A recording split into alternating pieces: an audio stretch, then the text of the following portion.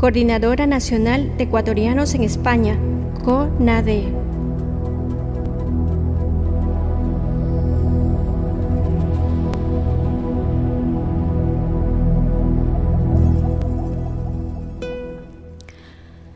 La CONADE, Coordinadora Nacional de Ecuatorianos en España, es una organización creada hace varios años para brindar apoyo al conjunto de inmigrantes que proviene de los distintos pueblos y nacionalidades del Ecuador.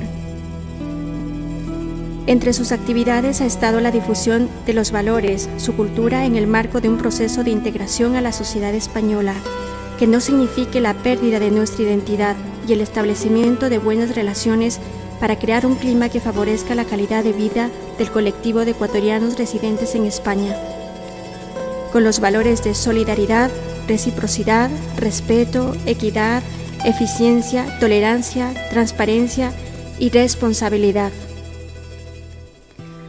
Con el respaldo de toda esta experiencia de un trabajo constante realizado en varias ciudades de España, traemos nuestro mensaje a Ecuador en el segundo reencuentro de los pueblos de habla Ayala, desde la perspectiva de presentar vivencia de la realidad actual del migrante ecuatoriano, luego de un proceso en el que bien o mal hubiere conseguido superar el desarraigo y su integración a una realidad y a un país desconocido.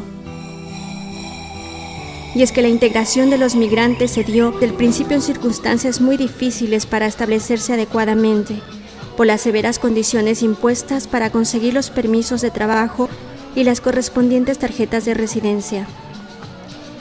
De ahí que una inmensa mayoría haya sido condenada a vivir en un limbo jurídico y forzados por las circunstancias a desempeñar trabajos duros, en condiciones extremas y con una bajísima remuneración. De todo esto en el marco de lo que significa el desarraigo de su tierra, la dura separación de sus hijos, de sus cónyuges, de los padres, de los familiares. En estas duras y extremas situaciones, el inmigrante tuvo que realizar su proceso de integración. La falta de papeles fue tolerado y auspiciado por una hipócrita sociedad de consumo que vio la oportunidad de conseguir y explotar mano de obra pagada a precios irrisorios y sin tener que pagar las prestaciones sociales mínimas, ni asegurar estabilidad, ni preocuparse por ofrecer condiciones de trabajo adecuadas. El desempeño de trabajos de riesgo sin ninguna protección social y sin cumplir los mínimos requisitos de seguridad industrial, que algunas veces supuso la muerte de varios de ellos, solo fue posible por el sueño español, trabajar hasta la extenuación y vivir en las peores condiciones posibles, para así generar los ahorros que les permitiera cubrir los ingentes gastos de viaje que quedaron comprometidos en Ecuador en manos de las mafias locales y luego poder enviar remesas de dinero para tratar de asegurar un futuro en su entorno al país. En la época de bonanza española, las grandes remesas de dinero enviadas por los inmigrantes se convirtieron en el segundo renglón de ingresos económicos del país, después de la exportación de petróleo, cuando significó de positivo para el país esa inmensa y no prevista inyección económica para la creación de empleo local y la reanimación del aparato productivo. Por otra parte, los inmigrantes que llegaron a obtener sus papeles y vivir en legalidad, la Seguridad Social logró acumular hasta los años 2008 los más altos superávits de su historia. Los cerca de 20.000 millones de euros del año 2007 hicieron alejar el fantasma de la imposibilidad del pago de las pensiones de jubilación a futuro, sobre todo porque nuestros compatriotas no hicieron uso intensivo de los servicios de la Seguridad Social y con el retorno al país, muchos de ellos no hubieran cobrado las prestaciones de jubilación para las que habían aportado. Esta realidad llevó a que la administración española no estuviera mayormente preocupada de la existencia de inmigrantes ilegales. Si bien no se facilitaban los mecanismos para que obtengan los sin papeles, los obtengan, se permitía y toleraba su presencia porque el limbo jurídico en el que vivían permitían que la industria de la construcción creciera a un ritmo desaforado, se creara riqueza, con costes salariales bajísimos, se incrementaran las ganancias de los empresarios y la sociedad en su conjunto tuviera mayores excedentes para alentar el consumo y el despilfarro.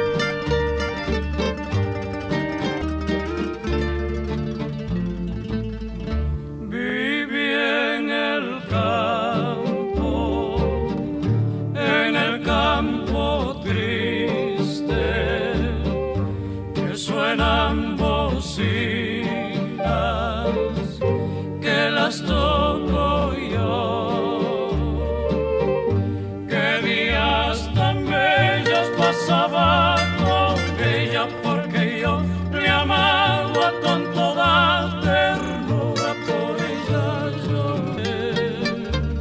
La banca y la burbuja inmobiliaria.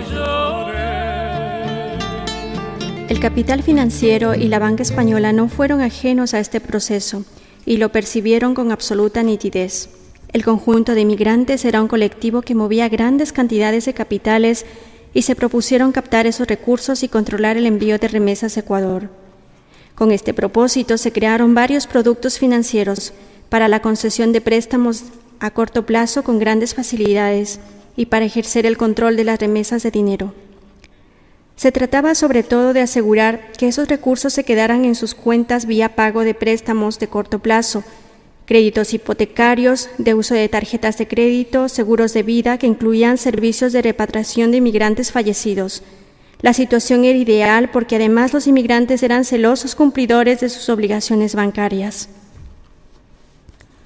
Pensando en un futuro mejor, la mayor parte adquirió un piso o departamento, accedió a grandes préstamos alrededor de 210.000 euros en promedio, mediante la suscripción de hipotecas que les comprometían al pago de dividendos por 30 años, con tasas de interés que se revisaban siempre en beneficio de la entidad financiera.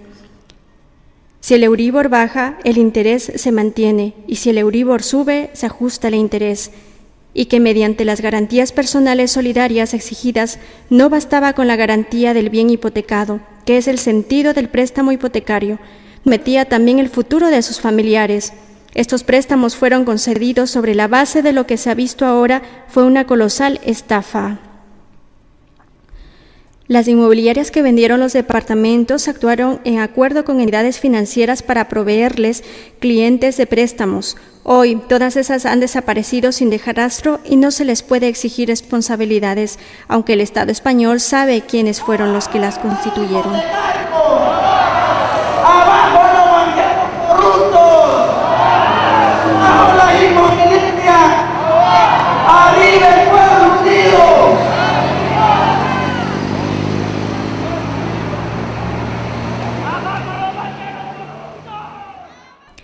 Los avalúos de los inmuebles a adquirirse fueron hechos por empresas vinculadas a las entidades financieras y en contubernio con las inmobiliarias. De esta manera, los pisos y departamentos se adquirieron por un valor superior al precio del mercado.